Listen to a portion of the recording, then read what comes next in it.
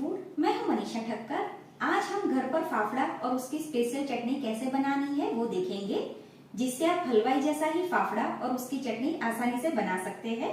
तो चलिए इसे बनाना शुरू करते हैं।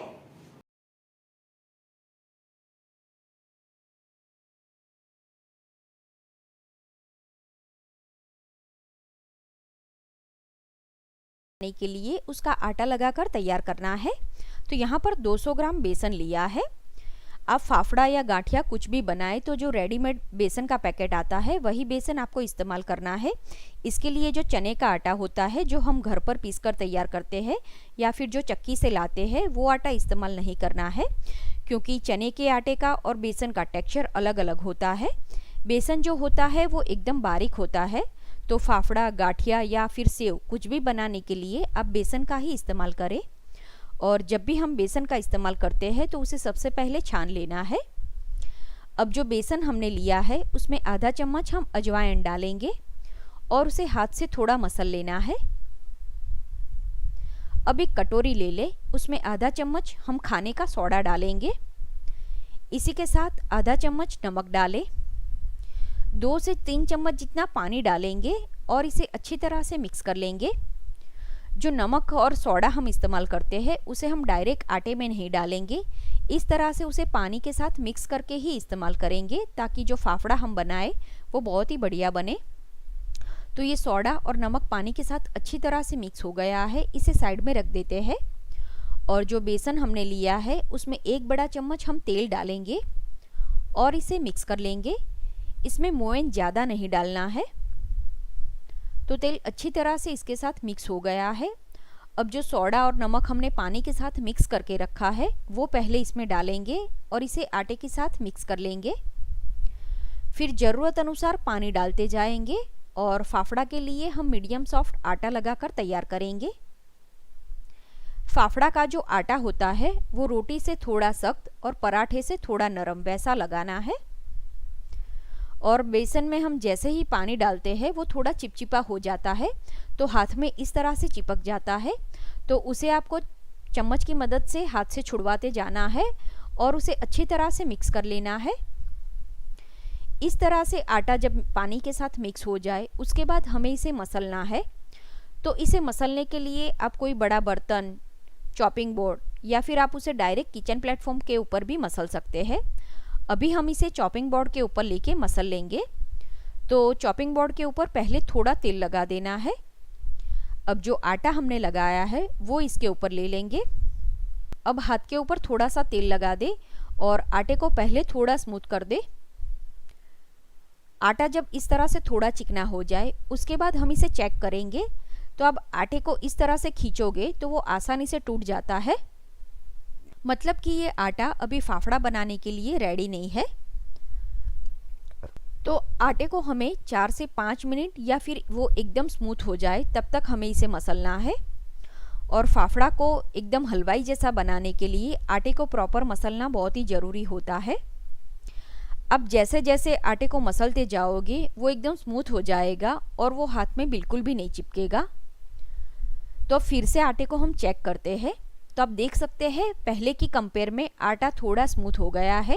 पहले जब हमने आटे को खींचा तो वो आसानी से टूट जाता था, और 5 मिनट इसे मसलने के बाद हम इसे थोड़ा खींच सकते हैं।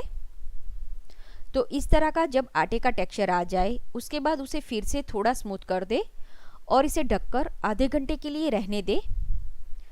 आधे घंटे के बाद जब आप आटे को इस्तेमाल करें उसके पहले उसे थोड़ा मसल लेना है। तो अब हम इसमें से फाफड़ा बनाएंगे। तो फाफड़ा बनाने से पहले आटे को अच्छी तरह से स्मूथ कर देना है। तो इसके साथ ही हमें फाफड़ा को फ्राई करने के लिए तेल भी गरम करने के लिए रख देना है। और जो आटा हमने लगाया है उसे गरम तेल में इस तरह से हमें डीप करना है और फिर आटे को इस तरह से इकट्ठा करके मसलते जाना है। ये प्रोसेस बहुत ही इम्पोर्टेंट है, तो आप इसे बिल्कुल भी स्किप ना करें और अच्छी तरह से फॉलो करें। तो आपका जो फाफड़ा है वो ऊपर से क्रिस्पी और खाने में एकदम सॉफ्ट बनेगा, जैसा कि हम हलवाई के वहाँ से लाते हैं। तो इस तरह से आपको आटे को मसलते जाना है और जब जब आपको ज़रूरत लगे उस टाइम पर आपको आटे को तेल में डिप करना है और फिर से मसलना है। तो ये प्रोसेस अराउंड हम 5 से 6 बार करेंगे। या फिर आपने जितनी आटे की क्वांटिटी ली हो उस हिसाब से आप ये प्रोसेस करें और आटे को एकदम स्मूथ कर दे। तो 5 से 6 बार ये प्रोसेस करने के बाद अब हम आटे को चेक करेंगे। तो आप देख सकते हैं अब ये आटा एकदम स्मूथ हो गया है। हम जितना भी चाहे आटे को आसानी से खींच सकते हैं।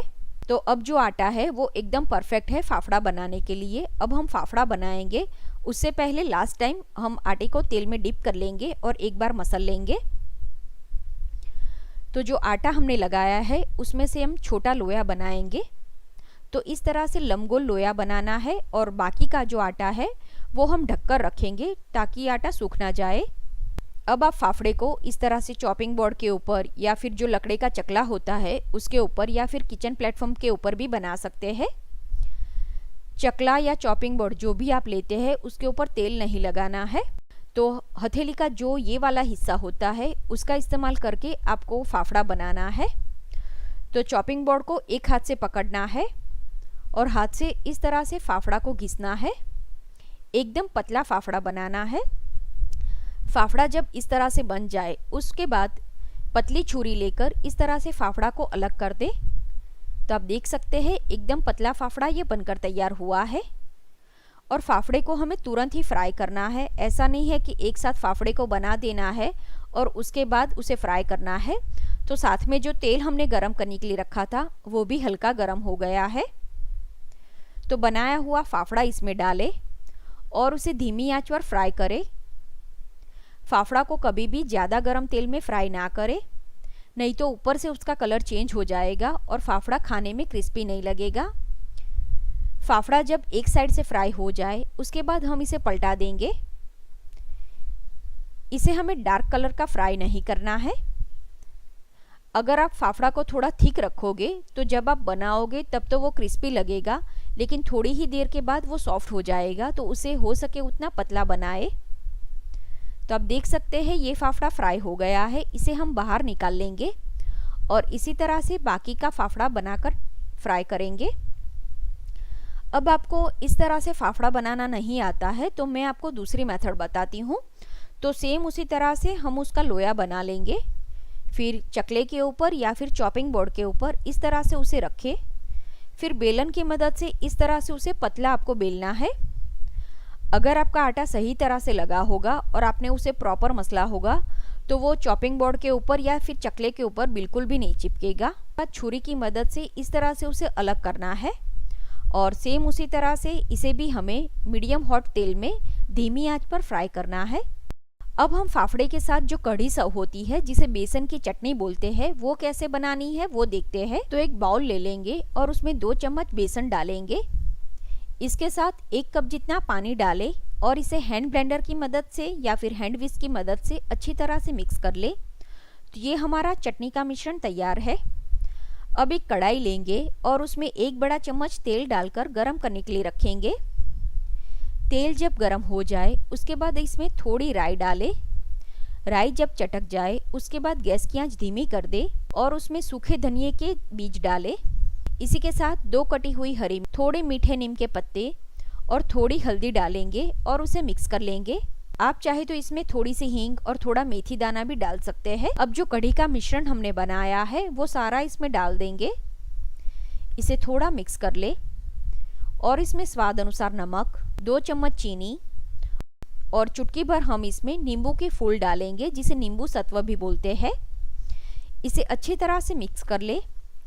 ये जो बेसन की कढ़ी या जो बेसन की चटनी होती है उसे बनाने के लिए दही या छाछ का इस्तेमाल नहीं होता है। इसमें जो खटाई होती है वो नींबू के फूल की ही होती है। तो आपको कंपलसरी नींबू के फूल ही इस्तेमाल करने हैं। सारी चीज़ें अच्छी तरह से मिक्स हो जाए उसके बाद हमें कढ़ी को उबालना है। तो अभी कढ़ी का मिश्रण थोड़ा थिक है तो इसमें हम 2 से 3 चम्मच जितना पानी डालेंगे। पानी ज़्यादा नहीं डालना है क्योंकि ये जो चटनी या कढ़ी होती है वो थोड़ी थिक होती है। अब इसे हमें मीडियम आंच पर 5 से 7 मिनट तक उबालना है और उसके बाद हम इसे चेक करेंगे। तो 5 से 7 मिनट के बाद अब ये चटनी बनकर तैयार है। बेसन भी अच्छी तरह से कुक हो गया है और इस तरह से ये चटनी थिक हो जाती है। अब हम गैस बंद कर देंगे क्योंकि ये चटनी ठंडी होगी, उसके बाद भी थोड़ी गाढ़ी होगी क्योंकि ये बेसन से बनी हुई है। तो गैस बंद करके इसे नीचे उतार लेंगे और इसे हम फाफड़ा के साथ सर्व करेंगे। बनाई हुई चटनी को आप फाफड़ा, खमन या मेथी का जो पकोड़ा होता है उसके साथ भी सर्व कर सकते हैं। पपीते का सलाद बनाने के लिए हमें कच्चा पपीता इस्तेमाल करना है। तो यहाँ पर 250 ग्राम पपीता लिया है। जब भी आप मार्केट से पपीता लाए तो वो फ्रेश और एकदम कच्चा होना चाहिए। इसे हम पानी से अच्छी तरह से धो के साफ कर लेंगे। फिर उसे हम चाकू की मदद से छील के तैयार कर लेंगे। जो पपीता हमने छील के तैयार किया है उसे कट करें। जब आप पपीते को कट करोगे तो बीच में आपको इस तरह से वाइट कलर के छोटे छोटे इसके बीज दिखेंगे, जिसे हमें हटा देना है क्योंकि इसका टेस्ट थोड़ा कड़वा होता है। तो इसके साथ हमें पपीते को इस्तेमाल नहीं करना है। तो सबसे पहले ये वाला हिस्सा हमें हटा के पपीते को साफ कर देना है। अब जो लौकी और गाजर को कद्दूकस करने के लिए हम कद्दूकस का इस्तेमाल करते हैं, उसकी मदद से हम पपीते को कद्दूकस कर लेंगे। तो इस तरह से हमें पपीते को पहले कद्दूकस कर लेना है। अभी हम 2 तरह के पपीते के सलाद बनाने वाले हैं। तो जो पपीता हमने कद्दूकस करके रखा है उसमें से आधा पपीता हम एक बाउल में निकाल लेंगे।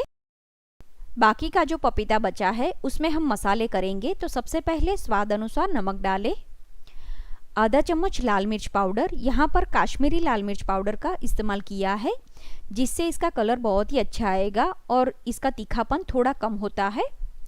इसी के साथ थोड़ा धनिया जीरा पाउडर, आधा चम्मच चीनी और थोड़ा नींबू का रस डालकर इसे हाथ से अच्छी तरह से मिक्स करेंगे।